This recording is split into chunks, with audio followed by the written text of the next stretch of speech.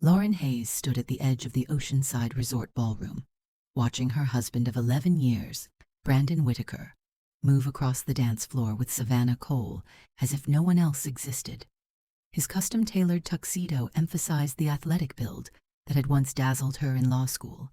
Savannah's crimson gown, designed by a former client of Lauren's interior design business, matched him so perfectly they looked coordinated, almost rehearsed. Around them, other couples kept a polite distance in their holds, but Brandon's hand rested low on Savannah's back, their faces close enough that her auburn hair brushed his cheek whenever they turned. Whispers drifted around the room, about the Westlake development Brandon was leading, about the late nights and working trips he'd taken with Savannah. Lauren had heard it all already. She had spent 6 months quietly preparing for this exact night. While he polished his image as a rising star in corporate law, she had been gathering documents, moving money that was legally hers, and designing an exit so precise even his firm's brightest minds would struggle to untangle it. She slipped away to the marble-lined restroom, studied her reflection. 38, still striking, dark hair swept into an elegant updo, diamond earrings from their 10th anniversary, and thought of the matching necklace she'd seen on Savannah at the last firm dinner. On her phone, a single text from Ethan Morrell, her oldest friend, confirmed what she needed. All set. Car waiting at East Entrance. When Lauren stepped back into the ballroom, the orchestra had shifted to a slower song. Brandon and Savannah were still on the floor, now pressed even closer. Lauren walked to the edge of the dance area until they couldn't avoid seeing her. Brandon's expression flickered with something like guilt before smoothing over. Savannah offered a small, triumphant smile. "Lauren," Brandon said, still moving with Savannah. "Savannah and I were just discussing the zoning implications for the Westlake commercial spaces." "With such passion," Lauren replied evenly. "It must be fascinating subject matter." She reached into her clutch, took off her platinum wedding band, and placed it on a nearby cocktail table. The soft clink seemed to cut through the music. "Keep dancing with her, Brandon," she said quietly. "You won't even notice I'm gone." Brandon didn't immediately move toward her. He was still processing what she had done. So Lauren walked calmly through the crowd, the silk of her emerald gown brushing past startled onlookers. Behind her, she sensed Brandon making excuses to Savannah, trying to detach himself from the situation. But she knew he would be too late. She had timed everything perfectly. By the time he reached the exit, she would be gone. Outside, Ethan Morrell, her closest friend since their undergraduate years, the one person who had seen her joys, her heartbreaks, and every quiet sacrifice she made during her marriage, was waiting beside his black Tesla. He stood alert, engine running, exactly as promised. When he saw Lauren approaching, his expression softened with relief and concern. "You actually did it," he said, opening the passenger door. "Are you okay?" Lauren sank into the seat, exhaling for the first time that night. "I'm better than I've been in years." As the Tesla pulled away from the resort, she resisted the urge to look back. 11 years of marriage didn't deserve a backward glance, not after months of preparing for this escape. She looked once in the rearview mirror, just long enough to see Brandon burst through the east doors, frantic, clutching something metallic, her wedding ring. Ethan merged onto the coastal highway, the resort lights fading behind them. "He's going to call," he said gently, "probably already blowing up your phone." Lauren retrieved the phone Brandon knew about, powered it off, and tucked it away. By morning, this number won't exist anymore. The coastline slid past them, shimmering under the night sky. Places she and Brandon had once visited flashed by, a reminder of who they had been before success changed him. Ethan noticed her quietness. "You're thinking about the early days," he said. "Wondering where it all went wrong," she admitted, "when he decided I was an accessory, not a partner." "From what you've told me," Ethan said, "it didn't happen suddenly. It built over time." He was right. Her compromises had been gradual, disguised as practicality, until there was hardly anything left that belonged solely to her. "The last straw wasn't the affair," she said. "It was finding out he'd mortgaged our house without telling me." Ethan shook his head. Still unbelievable. It wasn't unbelievable anymore. Not for her. It was simply who Brandon had become. And tonight she stepped out of the version of herself he had built and reclaimed the one she had buried. The cabin stood deep among towering pines, quiet and hidden from every part of Lauren's old life. As soon as Ethan parked, he helped her carry the small suitcase she had secretly stored at his apartment months earlier, her go bag, prepared long before Brandon ever suspected a thing. Inside, the cabin was warm, lit by a stone fireplace whose slow, steady crackle felt like a heartbeat returning to life. For the first time in years, Lauren felt air fill her lungs without weight. Ethan opened the glove compartment and retrieved a slim black folder. "Everything's inside," he said gently. "Your new identity."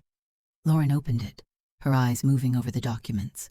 A driver's license, a bank account set up, a modest employment profile, all under a new name, Ava Sterling. She paused. This was the moment she crossed the threshold. The name Ava came from her grandmother, the woman who had taught her resilience, quiet strength, and the power of choosing one's self. Sterling was selected for the opposite reason. Simple, ordinary, unremarkable. A last name that would help her blend in, not stand out. This wasn't a disguise meant to fool Brandon. This was the identity of a woman he would never be able to find or recognize. "It suits you," Ethan said softly. As her closest friend for nearly 2 decades, he knew better than anyone the pieces of herself she had buried to make her marriage work. Lauren closed the folder with a steady hand. "Ava Sterling," she repeated quietly. "She's who I should have been all along." But the peace didn't last. At 8:17 the next morning, her new phone buzzed sharply. Ethan's voice was urgent. "He's already contacted the police. They're treating your disappearance as a priority." Brandon always moved fast when his image was at risk. "He's giving interviews," Ethan added. "He told the press you've been under significant stress, that he's worried you may be confused." A bitter laugh escaped her. "Of course, if I'm not the victim, then I must be unstable. And he's offering a $50,000 reward." Lauren immediately understood the danger. People would start looking. Hard. Then came the final blow. "There's something else," Ethan said. "Savannah is at your house, supporting him, comforting him." Lauren held still for a moment. She shouldn't have been surprised. She had known about the affair for months. But hearing that Savannah had already stepped into the role so effortlessly felt like a blow she hadn't expected. "Good," she finally said, her voice cold and steady. "The more distracted he is, the easier this becomes." And with that, she applied the hair dye, watching the dark color swirl down the drain. Catherine Elliott fading away. When she looked in the mirror again, Ava Sterling was staring back. Ava had barely finished packing the last of her things in the cabin when the situation escalated further. Ethan called again, his tone sharper this time. "Lauren, listen carefully. They found your phone at the resort. They know it was left there deliberately. Investigators are already expanding the search radius and pulling surveillance footage. That meant they would eventually spot Ethan's Tesla. They would connect the dots. And once Brandon realized Ethan was involved, everything would tighten around them both." "You need to move now," Ethan said. "I've arranged an extraction.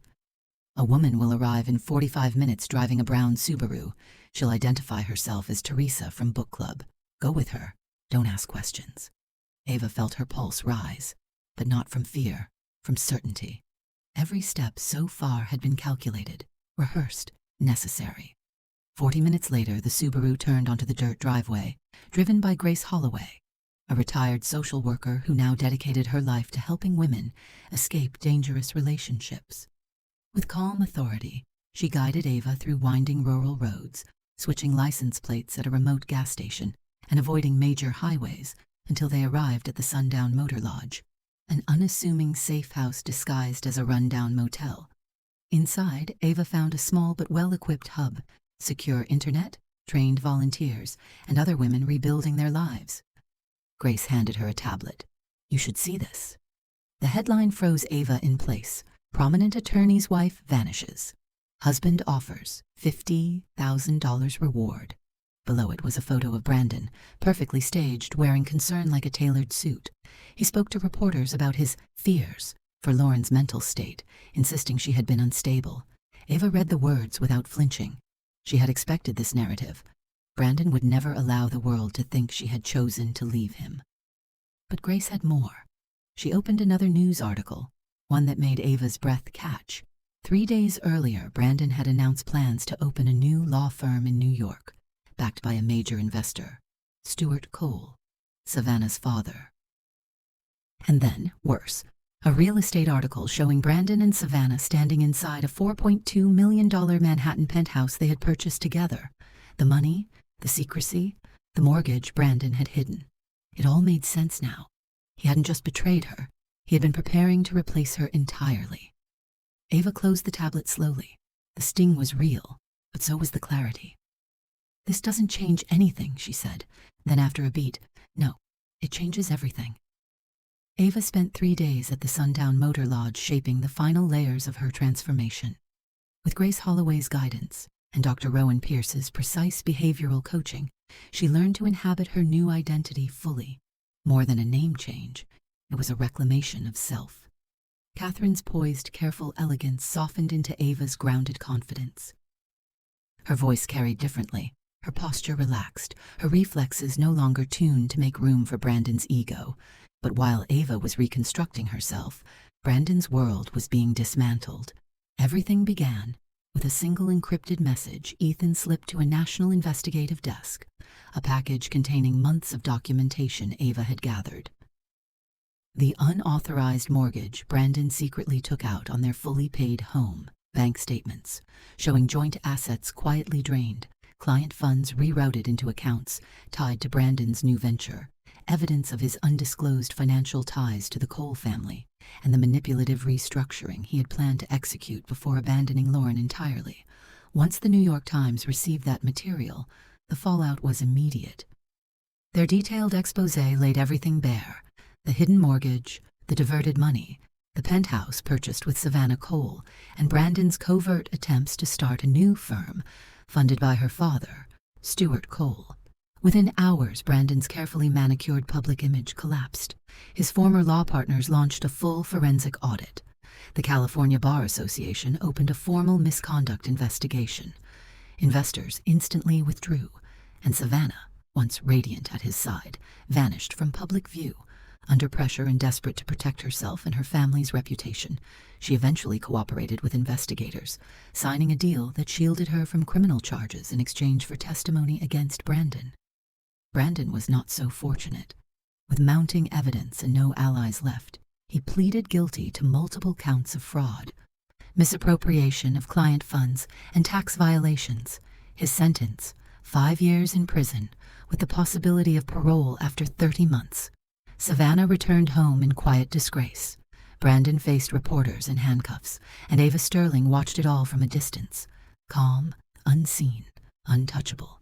When her transport finally arrived, taking her east toward Brooklyn Heights and a life she would shape on her own terms, she felt no triumph, only certainty.